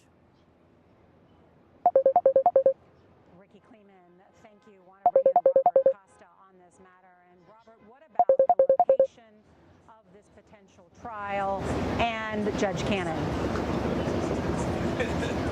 We're going to learn a lot, Nora, in the coming hours about how this is going to unfold, about whether the next appearance will be in Miami for this case or whether it will end up in West Palm Beach. Behind the scenes, Trump allies and lawyers are optimistic about Judge Cannon. They look at how she handled that so-called special master request to review the documents, and they believe that she might have some skepticism about how the government has gone about this case. And that's why in your interview with Timothy Parlatore, you sense a bit of confidence on the Trump side, even among his former lawyers, that because the government was aggressive in investigating these documents and trying to secure them, especially by cutting through attorney-client privilege by having that so-called crime fraud exception, that Judge Cannon could give them a hearing. But the government side of this, based on our reporting, is that the evidence is so widespread, it's piled up so high in terms of details and interviews with witnesses. I have been reporting on this investigation for months, and it's stunning to me as a reporter to see the scope of how many people were spoken to by this special counsel and heard by the grand jury, from those on the janitorial staff to minor low-level aides for the president's political operation, his personal operation, to all the staff at Mar-a-Lago. You know, Robert, one of the things I wanted to talk to you about is you've done so much reporting on this and analysis that even as many people look at this indictment and say it is voluminous in its evidence against Donald Trump, including some of the testimony provided by Evan Corcoran, there is still a discovery process that will go on as part of a trial. And the idea that this indictment is just a selection of what prosecutors have discovered, what else could be out there? When you step back and think about what's happening today, it's easy to be almost in an isolated state of mind that this is one explosive investigation of a former president. But it's important to remember, and I have to sometimes remind myself, that the special counsel is also still investigating Trump on January 6th. And that's an aggressive investigation as well, still hearing from witnesses.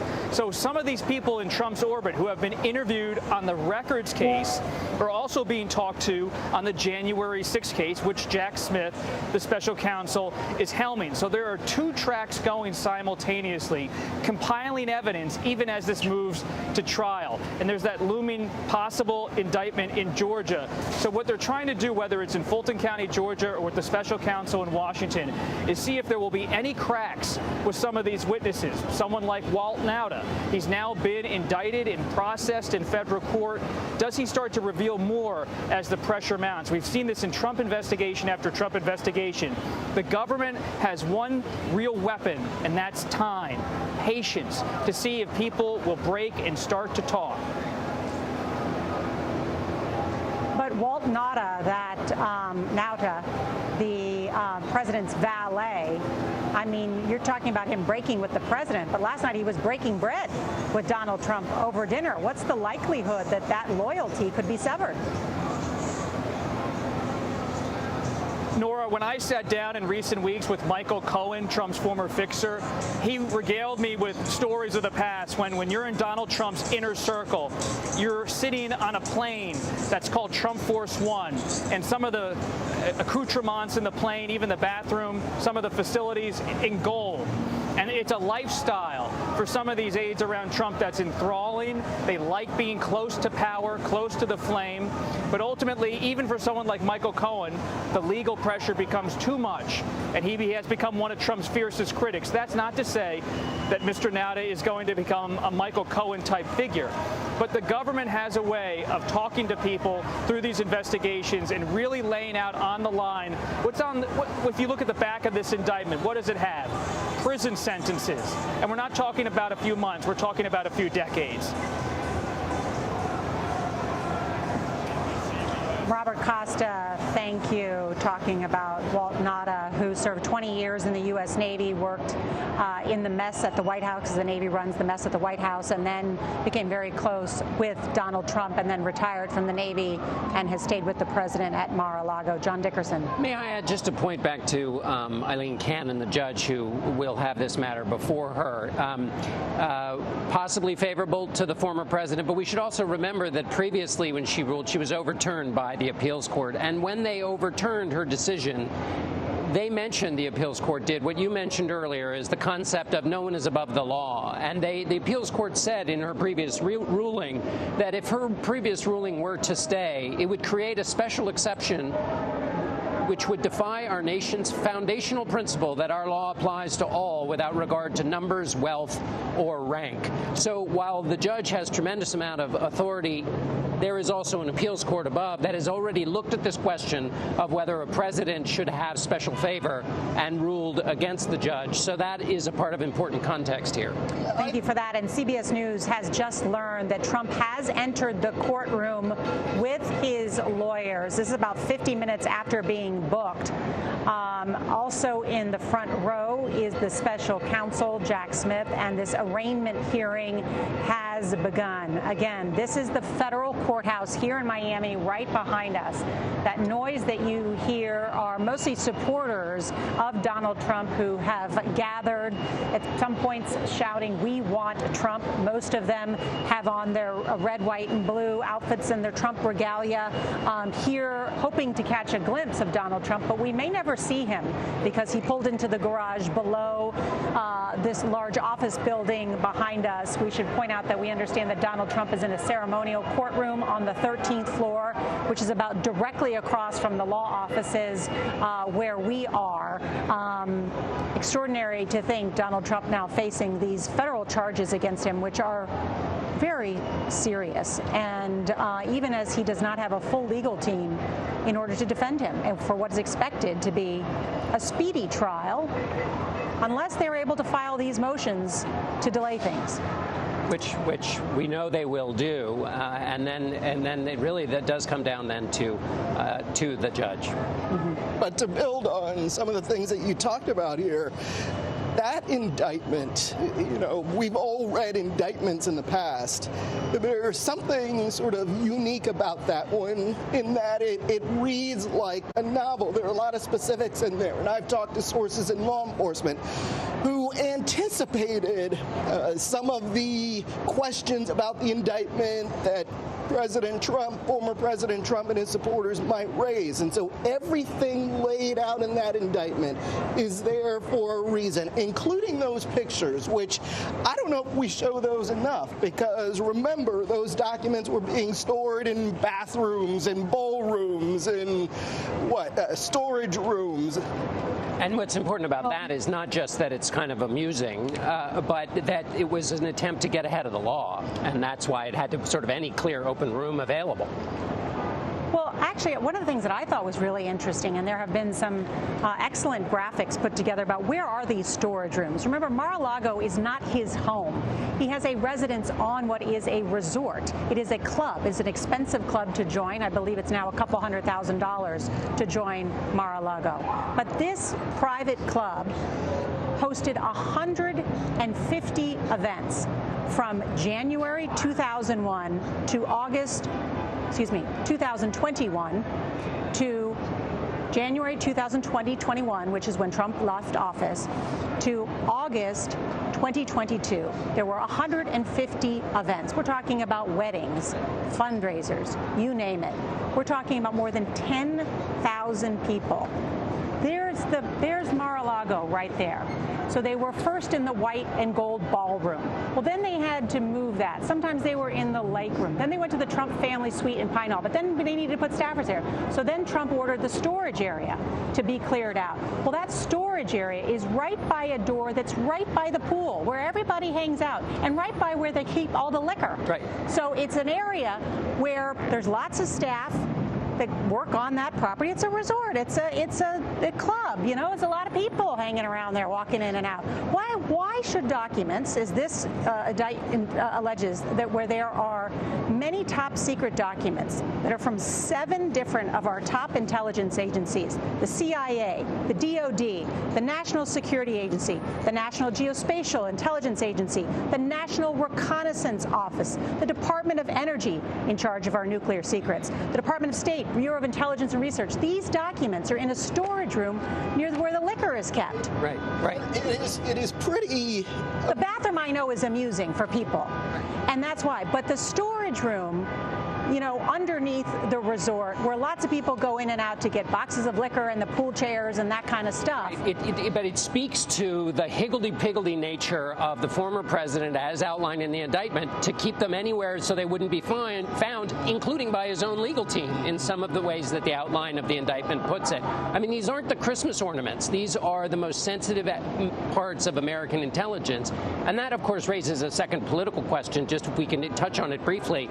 This is a person who's being asked to be given the responsibility to handle these kinds of secrets again. And the central question of that is, will you be a steward of the nation's most important secrets and national security for the betterment of the nation, or will you use them for your private purposes? And these documents he was using, the indictment alleges, and others who know him know, he was using to settle scores, to show off, not what the intelligence agencies put these documents together for. Well, and again, this is a former president of the United States. This isn't some low-level, entry-level employee of the NSA, CIA, FBI. This is the former president of the United States, who also, by the way, has the finances to build a skiff. Yeah, but there have been former national security aides. Sandy Berger comes to mind, who brought a document out in his sock and but not that many documents. No, I know. That's what I'm saying, for lesser charges. Yeah. So let's bring in Robert Costa on this matter, because, Robert, I know you have been to Mar-a-Lago as well, and the idea about these documents being moved around the property numerous times, which are the texts that are detailed in this indictment between Walt Nauta and another unnamed Mar-a-Lago employee.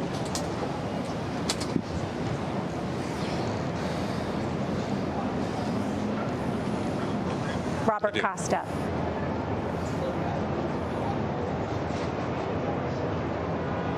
Forgive me, it's a bit noisy here with a lot of the protests, so I'm going to come back to Robert in just a second. But want to go to Catherine Herridge on this matter, because, Catherine, I know you've been digging into this as well. Your reporting, and specifically what this indictment details about the type of classification of these documents, some of the nation's most tightly held secrets, they were as part of these documents and in boxes. What do we know about them? Well, that's right, Northa. You raised an excellent point about the storage of these records at Mar-a-Lago. Really, they should be held in what's called a skiff, or a secure facility. That means that it's tightly controlled and restricted and designed so that our adversaries cannot get access to that information. I'm going to toss it back to you, Nora, right now. Catherine Herridge, thank you.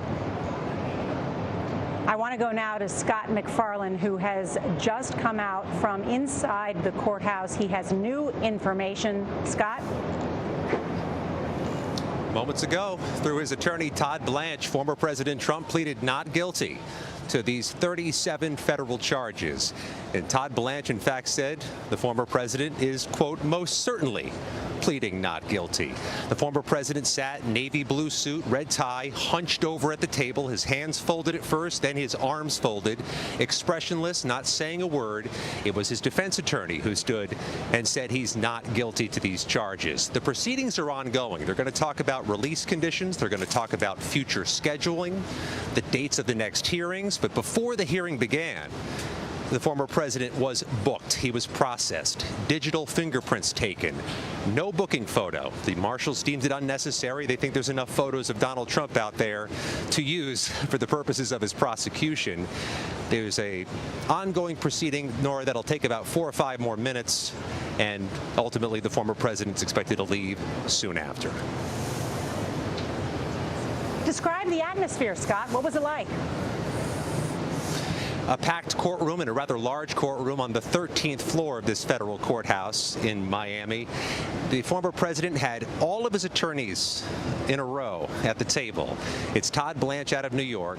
It's a man named Chris Kise, an attorney out of Florida, or who is now certified to represent him here in the Southern District of Florida. His co-defendant, Walt Nada, sat at the same table with his attorney. They're all together at the same table. We noted the judge, Jonathan Goodman, who is handling this case just for one day here in Miami, before handing it off to a district judge, referred to Donald Trump multiple times in court as former President Trump, not as the defendant, not as Mr. Trump, not as Trump, but as former President Trump. It's a beautiful courtroom. Chestnut wood walls about the size of a small school cafeteria, royal blue carpet. The former president had a stack of papers in front of him at the defense table, but no pen, wasn't writing, wasn't talking, just sat expressionless, kind of hunched over, hands on the table, then arms folded.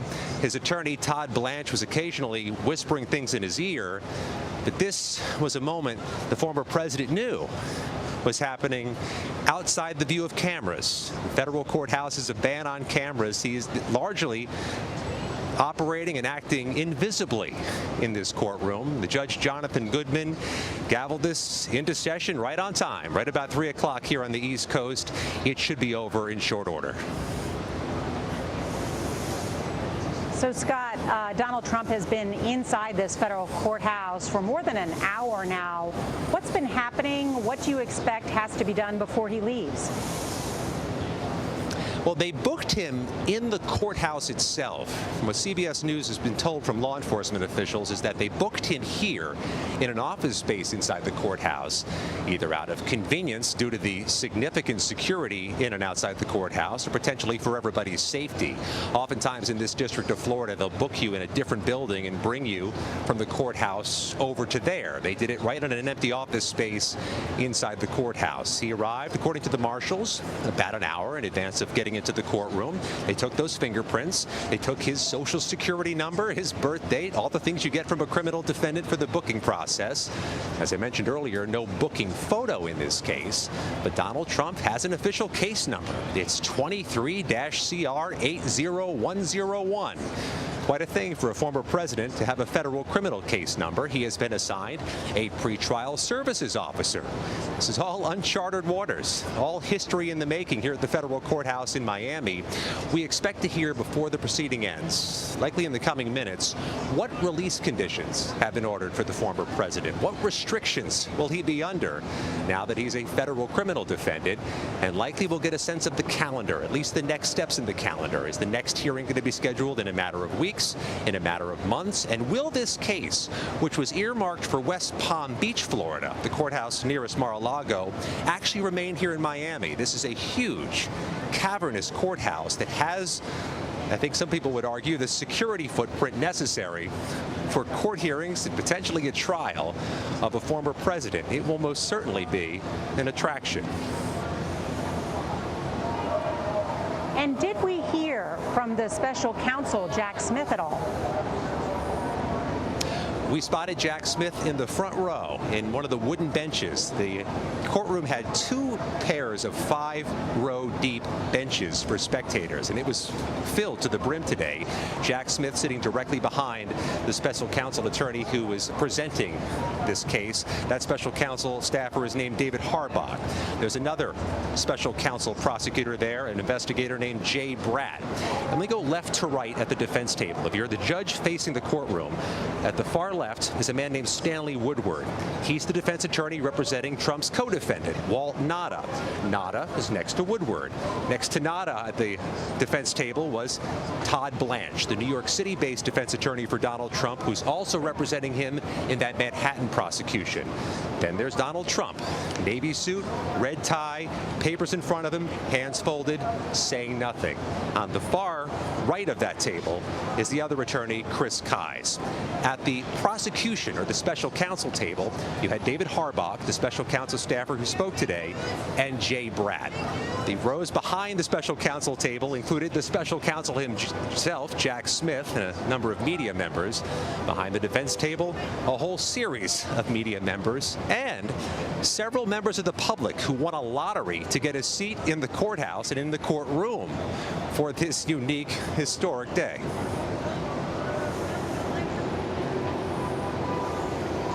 Jeff Pegues is here as well, and I know has some questions for you, Scott. Scott, we know how much Scott loves courtrooms. He was in the courtroom for the Manhattan case as well. And so I was wondering if you could contrast and compare in terms of the former president's demeanor. How did he look today? What was his demeanor, especially if you compare it to the video that we saw at the arraignment in New York City in early April? Identical, Jeff. Same mannerism, same body language, same expression on his face. And we had an advantage of perspective today. We were in the overflow room where there was a video feed giving us a head-on picture of Donald Trump. Those in the courtroom only saw the back of his head. We could see his face. We could see his expression. The overflow room is actually the jury meeting room here with 300 seats and a few tiny televisions, so small, the kind of televisions you get in a low-cost hotel room. We watched this on TV and through a feed, and we could see, even through the grainy picture, Donald Trump sitting, no expression, nothing to say, idle at the table with his hands folded.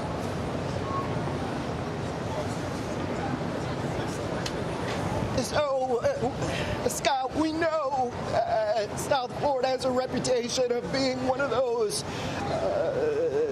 areas where court cases move quickly through the system. What do you expect in terms of the progress of this case? Is this something, because we know prosecutors want a speedy trial, do you think they'll get what they want? Jack Smith has already articulated that. He said so much during his news conference last week that he is going to seek a speedy trial. You're right. This is one of those districts in America, the Southern District of Florida, which is known as a rocket docket, a place where cases move expediently compared to other federal courts in America. But so much of this is going to be up to the parties. Does the defense choose to slow this down? Does the defense choose to file motions to potentially delay things or make this case move more sluggishly? That's going to be in the hands of the parties, but this case is still earmarked for Judge Eileen Cannon. We learned that today in the arraignment. Judge Cannon, based in Fort Pierce, Florida, a ways to the north of here. She, of course, was a Trump appointee. You may recall her name. She was the judge who oversaw litigation and challenges to the search warrant last year. She has this case, at least for now, and some of the timing could ultimately be up to her. All right, Scott McFarland, who has just come from inside the courthouse with that detailed account of not only the mahogany and blue curtains, but also the former president and his legal team sitting next to his valet, Walt Nauta, and what's happening inside, as well as the special counsel in this historic arraignment as the former president of the United States has been booked and is now facing 37 federal counts. Scott McFarland, thank you so much. I want to bring in South Carolina Republican Representative Nancy Mace. She worked on Trump's 2016 presidential campaign and in 2021 voted against impeaching Trump in relation to the Capitol assault, but she did not condemn his actions. Congresswoman, thank you so much for joining us. Thank you for having me. I want to ask you, did you read through the whole 49-page indictment?